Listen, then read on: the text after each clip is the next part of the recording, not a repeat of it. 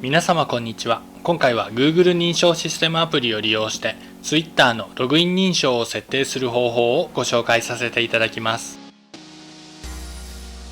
Twitter には2段階認証機能のログイン認証が実装されていて、メイン機能として登録した電話番号に SMS でログインコードを送信する方式のセキュリティ設定を利用することができるようになっています。さらに Twitter では Google 認証システムアプリを利用したログイン認証を利用することも可能です。Google 認証システムアプリを利用したログイン認証は、ログインコードが送られてくるわけではなく、ログインコードを Google 認証システムアプリにこちらから見に行く流れとなるので、SMS 通知とは違って他人に気づかれる心配がなく、手軽に利用できるのでおすすめです。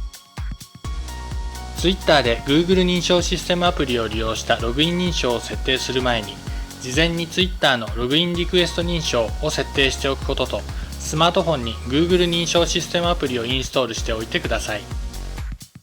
実際に Twitter で Google 認証システムアプリを利用したログイン認証を設定する方法は、Web ブラウザで Twitter を表示し、プロフィールと設定からプライバシーと設定をクリックします。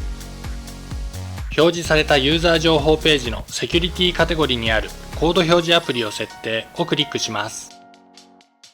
あとは表示された QR コードを Google 認証システムアプリで読み取り、Google 認証システムアプリに表示された6桁のワンタイムパスワードを Twitter のセキュリティコード部分に入力して完了をクリックすればおしまいです。これで Google 認証アプリを利用した Twitter のログイン認証設定が完了します。以降 Twitter にログインする際に ID とパスワードの他に Google 認証システムアプリに表示される6桁のワンタイムパスワードが必要となり、簡単にアカウントを乗っ取られる心配がなくなります。Twitter に住所やクレジットカード情報を登録している方は特にセキュリティには気を配る必要があり、ログイン認証を行っておくことは必須と言えます。